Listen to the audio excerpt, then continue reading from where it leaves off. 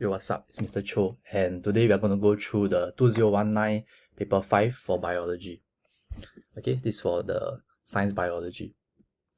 Okay, so once again, just a reminder, you are advised to spend about 45 minutes for each question. So if you realize that during the practice session you are not able to finish both the chemistry and the biology papers, that means that your time management is not so good. So you will need to manage your time better, move faster. You don't need to get every single step perfectly, but focus on the key steps, the steps that will get you the marks. Okay, let's run through. Now, I have a way of doing practical. You are usually advised to read the whole question. Okay, but I do understand for some people, when you read the whole question, you forget what you read already. Okay, so my advice is you read at least 2 lines, or at least the line in front of what you are doing. So you read 2 lines, the line that you're doing, plus 1 more line in front of it, and then you start on doing that line. Okay, so you said read 2, do 1, then read 2, do 1. Okay, so then you won't forget what you are supposed to do, and you also can predict what's the next step going to be. Okay, so this is an experiment using starch. Now, what you should do once you see this kind of thing, you see the word starch, you should immediately put in your mind what kind of tests can there possibly for starch that you know about, right? Obviously, they're not going to test you things that you never heard about before, right? So they're going to test you things like iodine tests, right? Then you're going to digest the starch using something, and then you can test for that also. Okay, so let's read the question together. Okay, you'll add 250 cm cube of tap water to a beaker labeled tap water. Okay, very easy. Then you'll prepare a water bath by filling a 250 cm cube beaker with 100 cm cube of water at approximately 40 degrees Celsius. Okay, so you see the word approximately. Does it have to be exactly 40? Do you need to waste a lot of time doing that? Not really. If it's 41, 42, still okay. If it's 39, 38, still okay. Okay, so don't waste too much time trying to get that perfect 40 degrees Celsius because you'll never get it. Okay, then you will measure the temperature of the water in the beaker using a thermometer. Okay, so as you are doing this, right, let me just show you some things that I noticed. Okay, so we are measuring the temperature of the water, right? Okay, this may not be exactly what you get, but make sure that you don't leave the thermometer inside all the time because it's very easy for you to hit it and then the thing can fall over. Okay, so just put it there, and once you're not using it, take it out already. Okay, then this is basically just adjusting lah. It's like, you know, teh tarik. You pour some hot, you pour some tap water, then eventually you'll get 40 degrees Celsius.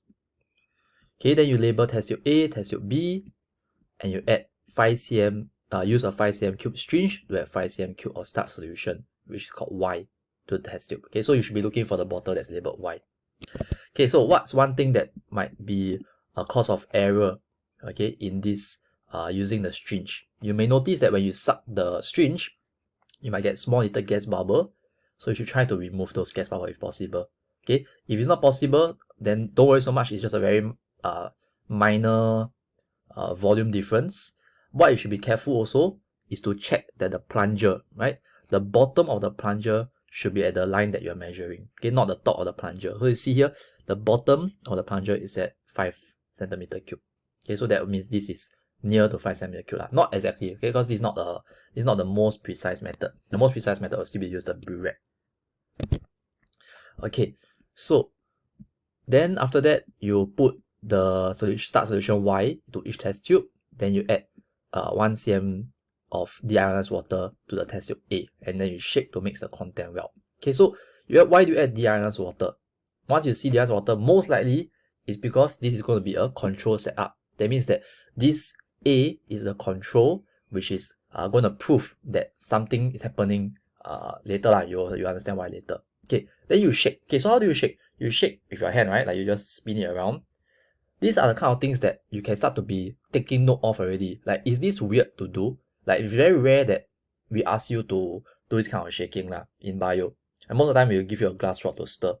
So you should be thinking, hey, maybe there's something I could do better here. Right? Later, there'll be one question about it. Right? Instead of using shaking, what can we do instead? Okay, then we use the same 1 cm cube syringe. Why can we use the same syringe? It's because we just use water. So deionized water, use the same syringe, doesn't matter. Okay, then you add 1 cm cube of X to test tube B, and then you shake to mix the contents well. Okay, so once you see this, right, you should be trying to think in your brain already, what does this X mean? Right? Why am I adding X to starch? I just added water to starch, then now I add X to starch. Why am I doing that? Okay, There must be a reason, right? Cannot just be add for fun, and they wouldn't test you things that are so-called out of syllabus. They will test you things that are within the knowledge that you know. Okay, so we will leave test tube A and B in a water bath prepared for 10 minutes. Okay, so why is this? What's happening for 10 minutes? We've done before, chapter on enzymes, right? Chapter on enzymes. We need some time for the enzymes to work and then for it to break down the substrate into their products. Okay, so this is what you should be seeing, right? And along the way, during this 10 minutes, of course, you should be, once in a while, you should measure the temperature, and then you can make sure it's about 40 degrees Celsius. Okay, if you drop a bit below 40, don't worry, okay? Just leave it be. Then you can add more hot water, or if you want to just leave it be, it's also gonna be okay. Unless they suddenly pick up like 20 degrees Celsius, then quite jialat lah. Okay, so you just do some monitoring. Okay, so I will advise also, put your stopwatch near to the beakers, right, so that you can monitor it carefully. Okay, then as you are waiting, we will fill another 250 cm3 beaker with tap water, and then using a tripod stand, wire gauze and Bunsen burner, we just boil the water. Okay, it's just normal boiling, right, boiling water. Okay, then after that, we are going to prepare 1 drop of iodine solution into 2 wells on the spotting tile. Okay, so where is that? Like that. Okay, so you'll see 2 drops on the spotting tile. You squeeze the bottle lah, right? Or if you don't really squeeze, you just turn the iodine solution bottle upside down. It will just drop out 1 drop. Just nice for you. Okay. Which 2 wells you want to use is up to you. You can use the top 2. You want to use 1 left, 1 right, also doesn't matter, as long as you can remember. Okay, then we will label 2 more test tubes, 1 and 2, using a dropper pipette, and we'll add about 2 cm depth. Okay, what's 2 cm depth?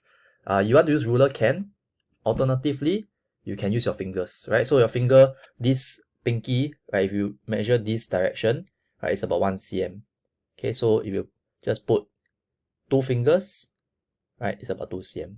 Okay, so don't believe me, you can just take a ruler. I mean, of course, everybody's finger is different lah, right? When measure your fingers, you can use your fingers as a guide, right? So you don't have to keep taking out a ruler and then looking at the test tube. Okay, because why? This one is 2 cm depth, right? Don't need to be very precise one. You put a bit more, you put a bit less, it will not really affect the final results. Okay, because Benedict solution, you got a bit more, a bit less, you will still see color one lah. Okay. And again, Benedict solution, what does it do? Once you see the word Benedict solution, you should have in your mind, what does Benedict solution do already? Right? And then don't get confused, because many people get confused between Benedict solution and Burette solution. Benedict solution is for what? Reducing sugar, right? Reducing sugar, things like glucose, things like fructose. And the only thing that is not, remember, sucrose is not reducing sugar. Then what is Burette?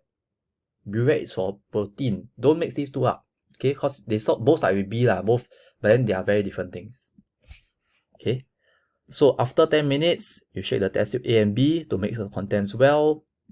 Then use a partial pipette. So what's a partial pipette? Okay, you may call it a dropper, right? This is exactly the same name, right? Partial pipette lah, dropper pipette lah, dropper. These are all these things. Okay, now this means what? It's not very accurate lah. When you use this device, it's already not very accurate one. Okay, because when you suck, right, you need to kind of like estimate the amount of pressure you need to press on the thing on the top, so that you can suck up as about 2 cm3 of the liquid lah. Okay, so if you realize that you didn't suck up exactly 2 cm3, is okay. Right, just suck maybe 1.9 cm3 first, then you squeeze out, then you suck a little bit more, then you put in. Right, these are the kind of thing you need to do to save time. If not, you cannot finish the paper one. That's why I say approximately 2 cm3. Does it have to be precisely? No, right? Just do about approximately. As long as both are roughly equal, who will complain? Okay, anyway, you take 2 cm3 of the solution from test tube A. Remember what was test tube A? Test tube A was just starch and water, right? Do you expect to see anything special? What do you expect to see? Okay, then you shake. Then you use partial pipette to transfer 2 cm3 of test tube B to the test tube 2. Okay, then you shake again, and then you put in boiling water. Okay, so why are we putting in the boiling water? It's because this is a step of the Benedict solution. Remember what's the Benedict test? You will put in the boiling water bath for 2 minutes, then you will see whether got any precipitate, any colorful precipitate form, right? So If it's green, that is called a trace amount of reducing sugar. If it's orange, that's a moderate amount of reducing sugar.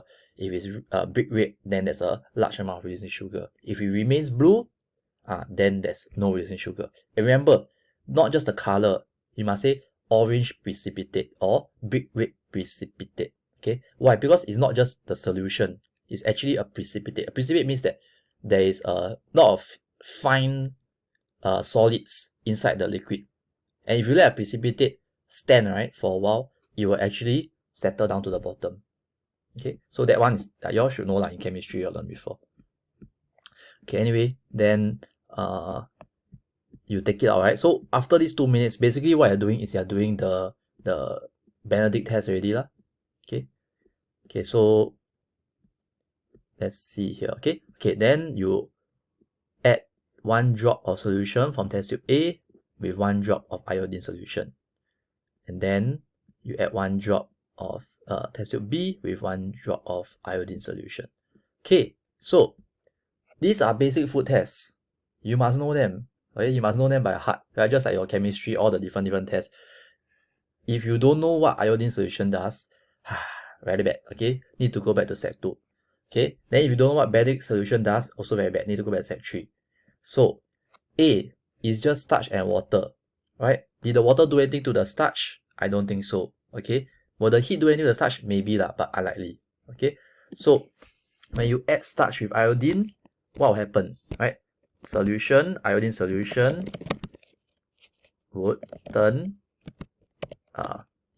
changes from yellowish brown to blue black.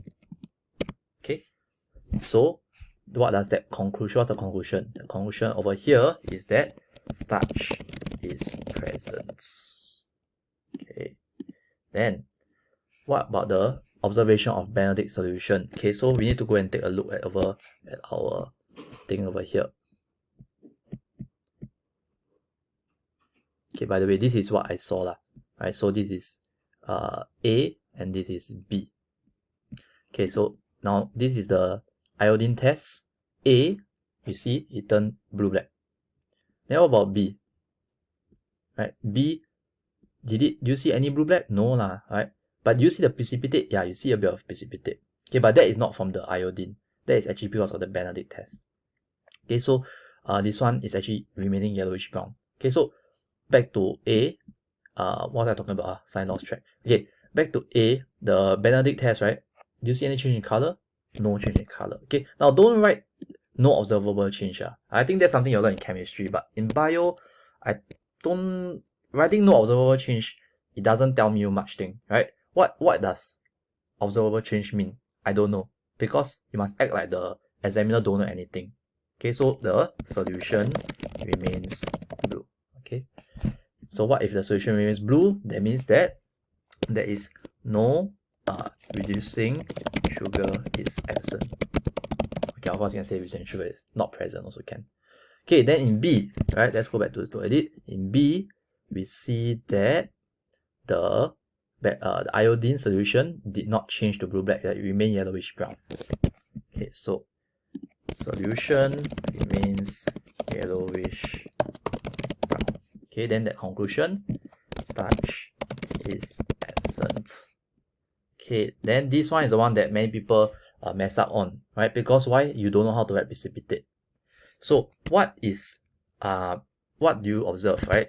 In my case, right, I saw very clearly after 2 minutes of boiling that it turned orange. Okay, some of you may say green, unlikely to be brick red, very unlikely to be brick red. Okay, if you see brick red, maybe you overboil. Okay, so not correct lah. Brick red should not be happening.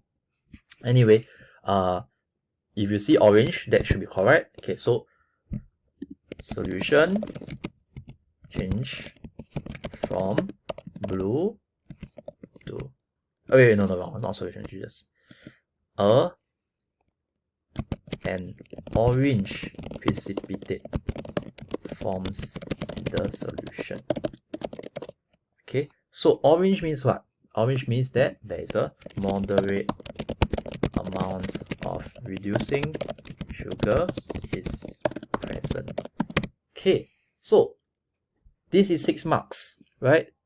You can't afford to lose this kind of 6 marks because this, if you lose this, right, it's already half the paper lost. This paper is 15 marks already. So if you lose 6, then what are you left with? Okay, so these questions are meant to be 3 marks one. You should not be getting it wrong. Okay, because these are all things that are very basic, elementary food tests that we all should be familiar with. Key thing, right? Don't mess up your Benedict with burette. Then next thing, don't make sure you write your changes, yellowish brown to blue black, or remains yellowish brown. Please don't say remains the same or what, the solutions same color, that kind of thing. Tell me the color. Okay, now what does it mean to explain your results? It doesn't mean to write out all this whole thing again. I mean, the examiner not dumb one, right? They don't need to see you write this whole story out again.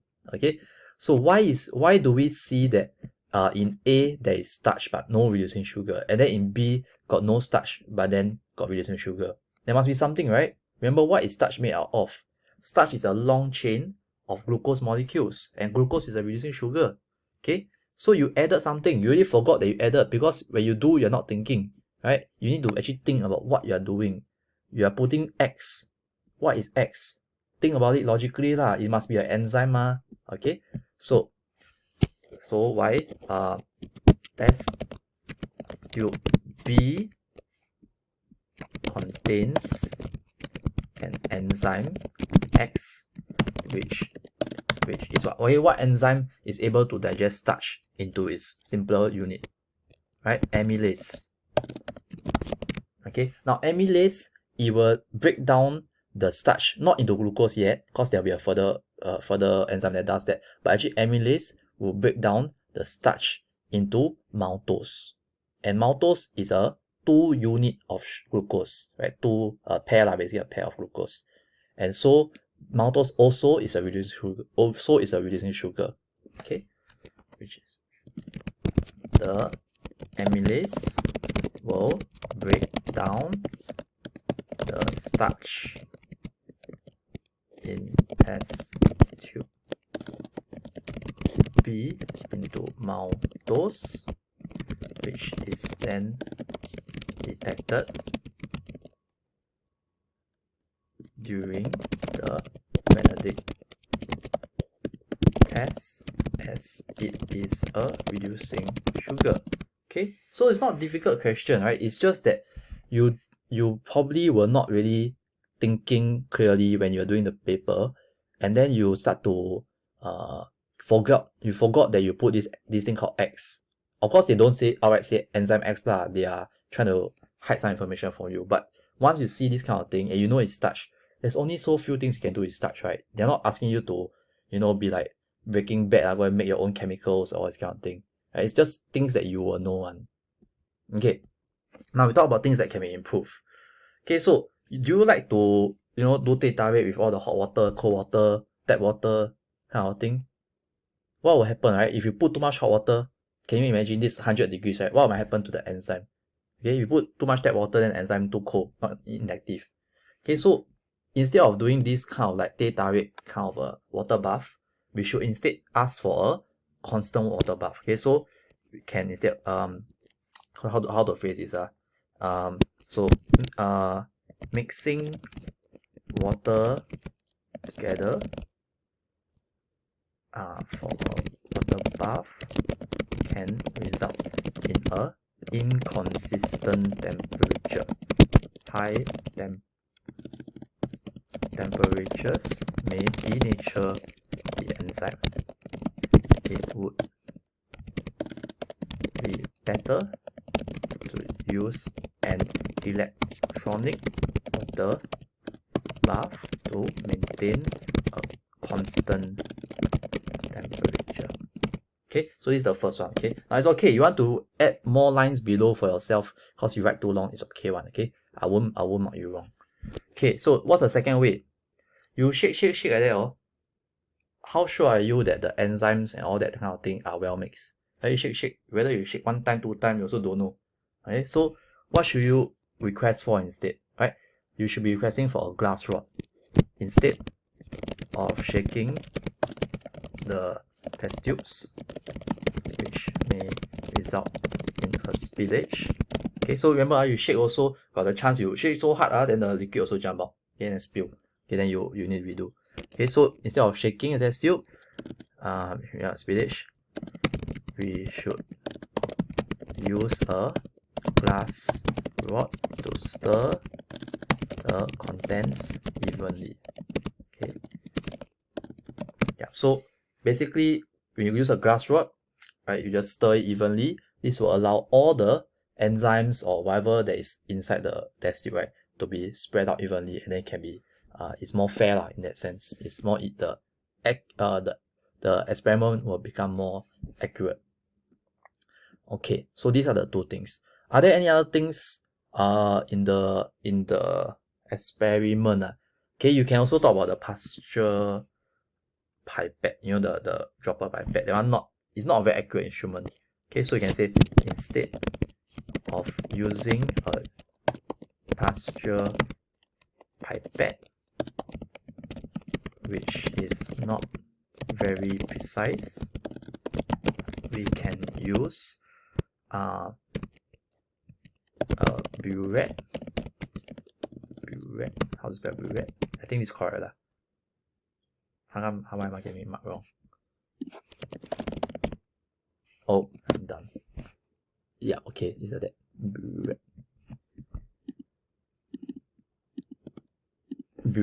Still wrong ah. Okay lah, whatever lah. Okay, we can use a burette to measure the volume of liquids more accurately. Okay, so maybe that's the third one. Is there any others? As of now, I can't really think. Okay, so moving down. Now, we have the celery stem, and we're supposed to cut about a 1 cm length of it. Okay, so I use a knife, cut a transverse section. Okay, don't worry about transverse or what verse. Just follow instructions. You don't need, just follow instructions. Okay, now use a hand lens to observe the cut surface of the celery, and then draw a diagram of the transverse section. Okay, now I know maybe in the previous practical I said if the object is, you can see with your eye, then just your eye lah. Okay, but sometimes you still need to use the lens, because why? In this case, you need to see the xylem and the phloem. Okay, so some of you're using your eye power too much. You never even notice there's a phloem over there. Okay, you should know, because this is Sec 2 science, right? You know there's going to be a xylem, there's going to be a phloem. So look at this. Where is it? Okay, so firstly you cut, right? Cut about 1 cm lah. So 1 cm is about this long, not too thin. If it's too thin, you have to use. Okay, then you put it, which direction to face? Of course, logically face it upwards lah. The spiky part will go up north. Okay, then you use a hand lens. Okay, this is a hand lens. It's not as good as a microscope. It's only about maybe magnification at most 6 times at most. Not that powerful. But if you look very carefully, right, and if you use the smaller part of the hand lens, you actually can see the phloem. Let me zoom in for you. Okay, look at this. You see this? Right, the gray area. You see this gray area? See this gray area? Right, it's not red, right? It's gray, right? Or brown. Okay, so which is the xylem? Which is the phloem? Right, xylem is inside, right? Because why? As the liquid is going through the stem, xylem is inside, right? It's actually so-called safer, because water is more important for the plant. So even when the insect kind of bite the stem or this, the insect is actually sucking up the phloem and not the xylem. Okay, then this is the phloem. Okay, so don't look down on the hand lens. That's what I want to say. You need to use it a bit, and don't suddenly forget all your theory. Just because it's a practical, right, doesn't mean that you got no theory in your brain. You should still be informed by your theory that a plant has xylem and phloem, especially because it's a stem. Okay, so you should know that there's going to be a xylem, there's going to be a phloem, then you should be drawing both. Okay, so how to draw? Okay, we have talked about drawing before. Okay, so this is what it should look like. You got the cut out section of your celery. Okay, this one is when you zoom in, then your drawing should look something like this. Of course, not so perfect, right? And you don't need to shade also. No need to shade. This one is just the best drawing I could find on the internet. You also don't need to draw a double line, because why? Obviously, you can't see a double line. But the shape should be somewhere there, right? you should be able to see that, you know, there's all this curvature. Okay, I don't know, some of your drawings, right, is like just one circle like that, like no, like your stem from which plant one. Okay, this is the celery, right? There's some kind of curvature a bit. Okay, then you are supposed to label your xylem, right? So label with a straight line with the word xylem, right? Don't just put the word X. How I know what's X? Okay, so put the word xylem. Then of course phloem, don't have to label lah, but at least put it there. Okay, your phloem should be smaller than the xylem. So in this case, it's about half to half, right? But in our case, it should actually be about maybe 75% of it is xylem and 25% of it is phloem. Okay, so remember the rules of drawing, very clean lines. Okay, so of course this image is a bit blur already, but then when you draw, it must be clean. So don't go and, you know, shade lah on your paper, or lift up your pencil and then like put back and lift up. Okay, that will cause your whole picture to be very ugly. You need to be like smooth, you know, like one smooth line, everything smooth, and no breaks, no gaps, no holes in the picture. Okay, because it must reflect real life. And of course the size. I keep repeating this, but it must be at least 70% of the space that's been provided. So from this line all the way down to the 2, that is the space lah. That's the space being provided. Okay, so clean lines, large size, got the details correct, and then the label is correct. Okay, so the label is here lah. Label position of one xylem vessel. Okay, after that, you will take the celery and make a longitudinal cut, right? So you take the other piece of the celery and you cut the middle out. Okay, then you take out the xylem tissue. Okay, I'll be honest with you, you look at the xylem tissue, can't see much things. I mean, like, what can you see from it? You also like oh, xylem. Okay, so when you see, use a hand lens to observe, you will look you look at it under the hand lens, then be like, oh, okay, it's a xylem. What else can I see inside? Then once you have this thing, right, where you like, I don't want to write already, like you got nothing to write, that's where you need to fall back on your theory. You need to know what is the characteristic of a xylem tissue, right? So even though you can't like see it super well, your eye will suddenly got magnifying glass your eye, or microscope eye, you will know that the xylem tissue is a long and narrow tissue. Okay, it's long and narrow. Okay, it has no protoplasm. Okay, so remember what's protoplasm? Protoplasm is like the cytoplasm, the cell wall, the nucleus, all that kind of thing, right? To reduce resistance to water. Okay, it has an empty lumen. Okay, so lumen is the space in the xylem, so like a hole, right? This is the xylem, that's the lumen, like a hole. Okay, and no cross walls. Okay, so what are cross walls? You know, in between the cells, right? These are just two cells. There's a cross wall, right? So there's don't have the cross wall. It's just one continuous length. Okay, now in this particular xylem, you actually won't see lignin, okay, because this is celery. Celery don't really produce much lignin. So lignin is like wood, you know, if you feel wood, then that's the woody feel. That's a bit like lignin already. Okay, so they say describe the characteristics of this tissue, right? Don't tell me things like it is red.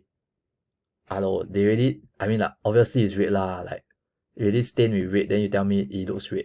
Come on, right? The examiner also want to test you some kind of knowledge from biology, right? Not asking you kindergarten question where what color is this kind of thing. Okay, so why does dye move through the tissue? Okay, now this one you must also link back to theory, right? Because it's not given, there's no hints given in this paper. Okay, there's a few reasons why the dye will move up the tissue. Okay, first of all, how did the dye even get into the water? So the dye dissolves into the water. Water is pulled up the xylem by transpiration pool and capillary action. Okay, do you still remember what's capillary action? Okay, capillary action is when there's a very narrow, like let's say you've got let's say I've got two objects, very narrow objects, like these two. The more narrow it is, there's actually this thing called capillary action where you pull water up. You can very obvious one, you go and take some tissue, go and put the tissue paper, some tissue here, right? Take the tissue and dip in the water. Then you'll see the water going up the tissue. Right? That's called capillary action. Okay, so water is put up the xylem by transpiration pool and capillary action. Then thus the dye would stain the tissue as it is moving up the stem. Okay, so not very difficult, right? Actually, it's quite a simple question. It's just that you may have forgotten what you learned in the chapter on plant transportation, transport plants, and you forgot what is transpiration pool. I forgot what's capillary action. Okay, so just a quick recap. What is transpiration pool? Okay, remember, this is the leaf. Okay, this is the leaf. Okay, then at the bottom of the leaf, right, got all the little stoma. So whenever there's evaporation, right, then the water vapor will exit out the stoma. Right, that's called transpiration. Right, where there's water vapor leaving out the stoma. Then when the water vapor goes out the stoma, that will cause the water to pull up the stem. That's called the transpiration pool. Okay, so these two things, transpiration pool and capillary action, they work hand in hand in order to bring water up the xylem. Okay, and with that, we come to the end of this revision. So what I would suggest you to do is that although your practical, you may only end up doing 3 or maybe 4 of the practical in person, before the practical exam, run through all of the practicals and think and highlight and think about all the things that they can possibly test you. Okay, so what I mean by that is like you read through it, right? Then you try and answer the things that you can do with your theory. Okay, some things you cannot do, like because then you must actually be there to do. But some things you can actually run through the theory, right?